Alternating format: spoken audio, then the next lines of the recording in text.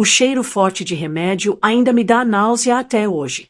Naquele quarto branco, frio, eu segurava a mão da minha mãe com toda a força que tinha, como se soltar significasse perdê-la para sempre. Eu já volto. Tá bom, ela disse, forçando um sorriso. Meu pai estava ao lado da porta, impaciente, olhando o relógio como se estivesse atrasado para algo mais importante do que o próprio filho. Fica quieto e obedece os médicos, ele falou, sem nem olhar nos meus olhos. Eu tinha 13 anos e estava com medo. Muito medo. Vocês voltam amanhã? Perguntei, tentando esconder o tremor na voz. Minha mãe assentiu rápido demais. Claro que voltamos. E então, eles saíram. A porta se fechou com um som seco. Naquele momento, eu não sabia, mas aquela seria a última vez que veria meus pais por muitos anos. O dia seguinte chegou. E passou. Depois veio outro e mais outro. E ninguém apareceu. No começo, eu inventava desculpas na minha cabeça. Devem estar ocupados. Talvez aconteceu alguma coisa. Mas no fundo, eu sabia. Eles não iam voltar. As enfermeiras começaram a me olhar diferente. Com pena. Algumas tentavam ser gentis. Traziam comida extra. Perguntavam se eu precisava de algo. Mas nada preenchia aquele vazio. Nada substituía o silêncio de quem foi abandonado. Uma semana depois, um homem entrou no meu quarto. Ele usava um terno simples e tinha um olhar sério, mas não frio. Você é o Lucas? Ele perguntou. Eu apenas balancei a cabeça. Eu sou o diretor do abrigo municipal. Ele disse calmamente. Seus pais não vão voltar. Essas palavras quebraram algo dentro de mim. Não, eu sussurrei. Eles prometeram. Ele ficou em silêncio por alguns segundos, como se estivesse escolhendo cada palavra. Algumas promessas não são feitas para serem cumpridas. Senti meus olhos queimarem, mas segurei o choro. Eu não queria chorar na frente de um estranho. Não queria parecer fraco. Mas naquele momento, eu já não tinha mais ninguém. Enquanto eu era levado para fora do hospital, olhei uma última vez para aquele quarto, esperando, só por um segundo, que meus pais aparecessem correndo, dizendo que tudo não passou de um erro. Mas o corredor estava vazio, silencioso, frio. E foi ali, com apenas 13 anos, que eu entendi uma coisa que nenhuma criança deveria entender. Eu estava completamente sozinho. Os dias no abrigo foram os mais longos da minha vida. Cada manhã parecia repetir a mesma rotina. Acordar, tomar café frio, assistir outras crianças brincarem enquanto eu me sentia invisível. Eu me perguntava constantemente se meus pais algum dia pensariam em mim ou se já haviam me esquecido. No começo, eu tentei ser invisível. Ficar quieto no canto, não incomodar ninguém. Mas isso só fez as pessoas me notarem de forma diferente, algumas com pena, outras com curiosidade. Uma menina chamada Clara tentou falar comigo. Ela tinha 12 anos e olhos que pareciam ver direto dentro da minha alma. Você está bem? Ela perguntou uma manhã, enquanto dividíamos uma maçã. Eu balancei a cabeça, tentando sorrir, mas minha voz falhou. Eles não voltam, sussurrei. Clara ficou em silêncio, mas me segurou a mão. Pela primeira vez desde que meus pais me deixaram, senti uma pontada de conforto. Com o tempo, comecei a perceber algo estranho. Algumas enfermeiras e funcionários olhavam para mim de forma diferente. Sussurravam entre si, mas sempre paravam quando eu me aproximava. Eu não sabia se era medo, pena ou alguma outra coisa. Mas dentro de mim crescia uma inquietação que eu não conseguia explicar. Então veio o dia em que o diretor me chamou de novo. Seu rosto estava mais sério do que antes.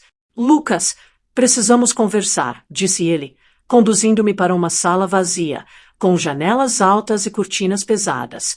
Meu coração bateu mais rápido. Havia algo na forma como ele me olhou, algo que não era apenas autoridade.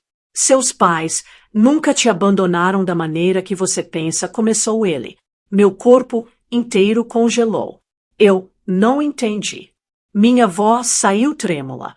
Eles foram forçados a te deixar no hospital, disse ele, pausando. Mas não podiam levar você com eles. Houve circunstâncias que você precisa saber. Minhas mãos começaram a suar.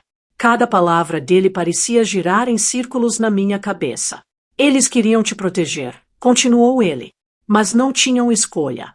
Foi uma decisão feita com medo e desespero.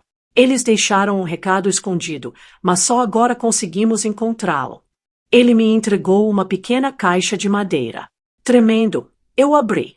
Dentro havia cartas, fotos antigas e um diário. Tudo era meu, de quando eu era bebê e pequeno. Cada página mostrava amor, cuidado e arrependimento.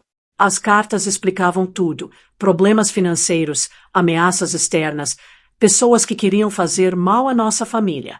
Eles não podiam me manter seguro. Apesar da dor, decidiram me deixar no hospital temporariamente, esperando que eu fosse protegido até que pudessem me buscar novamente. Eu caí de joelhos, lágrimas caindo sem controle. Não só pela dor do abandono, mas pela revelação que alterou tudo o que eu acreditava sobre meus pais. Minha mãe, meu pai, eles não tinham me abandonado por falta de amor. Eles tinham me deixado para salvar minha vida. Mas isso não apagava os anos de solidão, os aniversários perdidos, os sonhos que eu construí sozinho, cada momento de desespero que eu havia sentido como se fosse rejeitado. O diretor me olhou com um misto de tristeza e compreensão. Você precisa decidir agora, se quer tentar encontrá-los. Mas saiba, não será fácil. O mundo deles e o seu estão separados há muito tempo. Minha mente girava. Raiva, tristeza, alívio, tudo junto, um turbilhão que me fazia sentir dor e esperança ao mesmo tempo. Quando saí daquela sala, carregando a caixa, percebi que minha vida não seria mais a mesma. Eu sabia que, em algum lugar, meus pais ainda existiam, ainda me amavam, e que o caminho até eles seria cheio de perguntas, confrontos e talvez até rejeições. Mas pela primeira vez em muito tempo, eu senti algo que há anos não sentia, uma centelha de esperança. E naquele momento, eu prometi a mim mesmo. Eu iria descobrir a verdade, não importa o quanto doeu, e não deixaria o passado definir quem eu sou. Meses se passaram enquanto eu tentava juntar os pedaços da minha vida. Cada pista, cada carta, cada foto me aproximava dos meus pais. Finalmente, o dia chegou. Eu estava na porta da casa deles, mãos trêmulas, coração disparado. Quando me viram, meus pais congelaram. Minha mãe, que antes parecia tão frágil nas fotos antigas, agora me encarava paralisada, lágrimas escorrendo pelo rosto. Meu pai abaixou a cabeça, incapaz de encontrar palavras. Lucas, você veio? Minha mãe sussurrou, voz quebrada. Eu respirei fundo, tentando controlar a mistura de raiva, saudade e amor. Eu não entendi. Por que vocês me deixaram? Perguntei, cada palavra carregada de anos de dor. Eles se entreolharam, e meu pai finalmente falou. Para te proteger, nós não tínhamos escolha. Naquele momento, todas as mágoas, toda a solidão se misturaram com alívio e perdão. Eu percebi que, apesar de tudo, o amor deles nunca desapareceu. E assim, depois de tantos anos de abandono e silêncio, finalmente começamos a reconstruir nossa família, sabendo que a verdade, por mais dolorosa que seja, tinha o poder de